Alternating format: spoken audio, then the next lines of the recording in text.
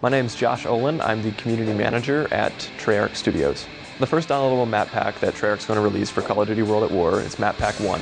It's going to ship with 3 multiplayer maps and a new Nazi zombie level called Verrückt. It means crazy in German. And the zombie level is based off of the multiplayer map Asylum.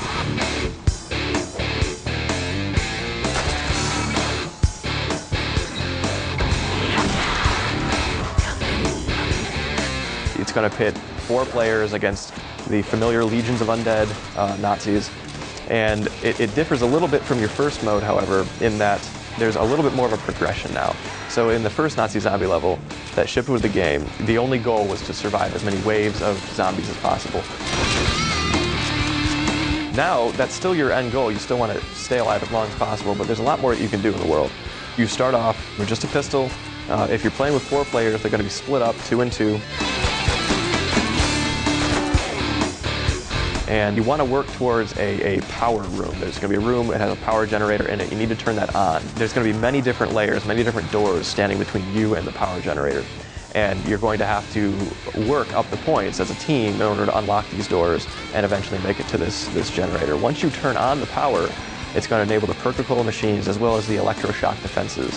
So then you can either backtrack through the path you took, or you can continue on, and you're going to actually meet up with additional switches to turn on the electroshock defenses.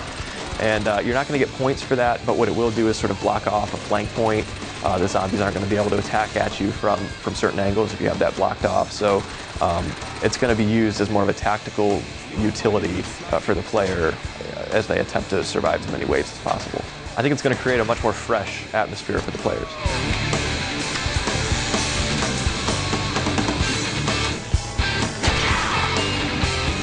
The zombies in Verrückt are going to behave a little bit differently as well. You're going to see the animations have changed a little bit. They're going to move a lot faster at times. They're going to be able to attack you a lot quicker. It's not going to have as much delay between each strike.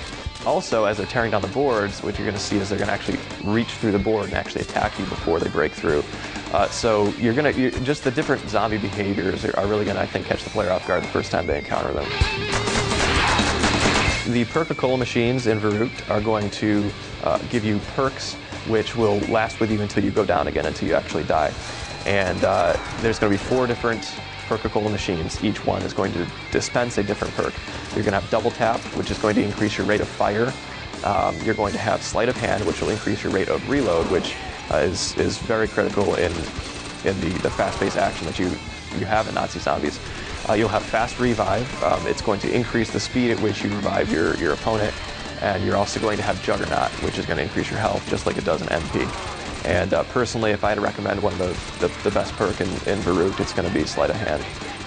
There's nothing more important than being able to reload those shells a lot quicker.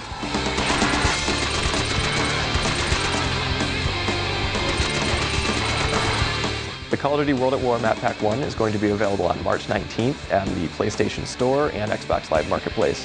It's also going to be available on the PC platform at a later date.